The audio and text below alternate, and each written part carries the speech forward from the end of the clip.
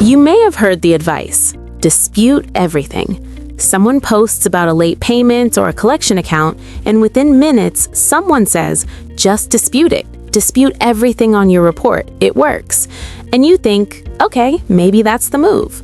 But here's what's confusing. Disputing something sounds official. It sounds like you're using the system the way it was designed. So why wouldn't you dispute a negative item you don't want on your credit report? Because the dispute system wasn't built for that. And when you use it wrong, you don't just waste time, you can actually make things worse. I'm Mandy, and I spend way too much time figuring out how credit actually works. Not how apps or viral posts say it works, but how the rules are written and what happens behind the scenes when you submit paperwork to a credit bureau. This video is about understanding what a dispute is really for, why dispute everything became popular advice, and what actually happens when you dispute something that was reported correctly. By the end, you'll know exactly when disputing makes sense, when it backfires, and what to do instead when the information on your credit report is accurate but damaging. A dispute is a formal process where you tell a credit bureau that a piece of information on your report is wrong.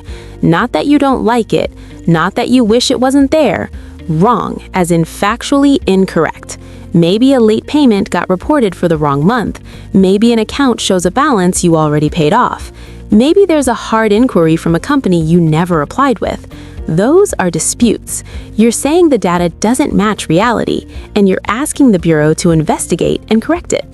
The bureau contacts the creditor checks their records. If the information is wrong, they fix it. If it's accurate, it stays. But here's where the confusion starts. When you open a dispute, something happens temporarily. The account you're disputing might disappear from your report while the investigation is pending, or the credit scoring algorithm might temporarily ignore it. Either way, your score can go up, and that feels like success. So you post about it. You tell people it worked. You believe you found a loophole. But a few months later, the bureau finishes the investigation. They determine the information was accurate. The account comes back, the dispute gets closed with a note that says consumer disagrees. Your score drops back to where it was. Most people don't post an update when that happens, so the advice keeps spreading, and more people try it, see a temporary bump, and think they've cracked the code. But it's not a code. It's a side effect of the investigation process, not the result.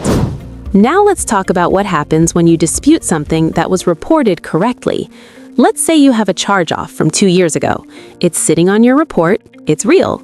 You stopped paying, the creditor closed the account, and they reported it as charged off. You dispute it anyway.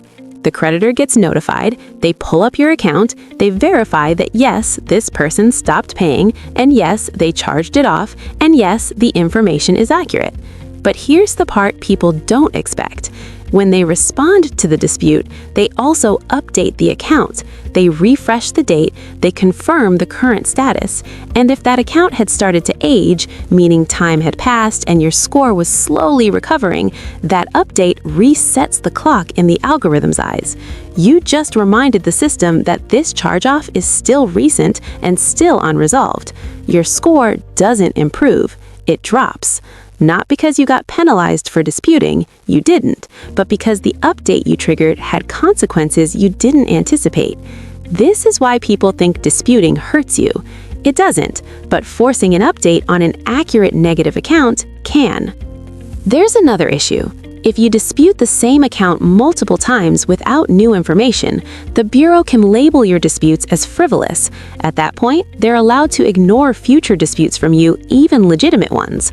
The rules explicitly allow this. It's in the regulations. And if a bureau believes your dispute came from a credit repair company, they can ignore it entirely.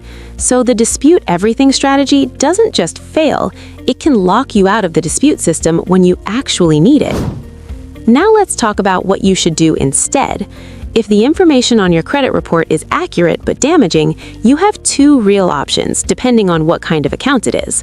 For late payments with a creditor you're still in good standing with, like a credit card you've been using for years and you missed one payment during a rough month, you write a goodwill letter.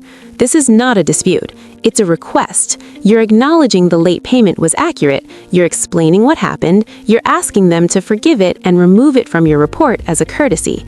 It doesn't always work, but it's the correct tool for this situation.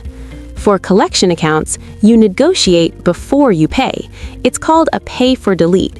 You offer to pay the debt in full or settle it, and in exchange, you ask them to remove the account from your credit report once you do. You get this agreement in writing before you send money. Once you've paid, you lose your leverage. The debt is satisfied. They have no reason to negotiate anymore. Can you still ask after the fact? Sure, but your chances drop significantly. These approaches work because they align with how the system actually functions. You're not trying to trick anyone. You're not pretending the information is wrong. You're working within the rules. Disputing accurate information doesn't align with anything. It's using the wrong tool for the wrong job. Now let's talk about why this advice became so popular. Credit repair companies use the dispute everything method because it produces fast results they can point to. They file disputes in bulk, scores go up temporarily, they show you the increase, you think it's working, so you keep paying them. A few months later, when the accounts come back and your score drops again, they either blame you or they've already moved on to the next customer. It's not a strategy, it's a sales tactic, and it spread online because people saw those early wins and assumed they were permanent. The truth is less exciting but more useful. Disputes work when the information is right. They fail when it's not.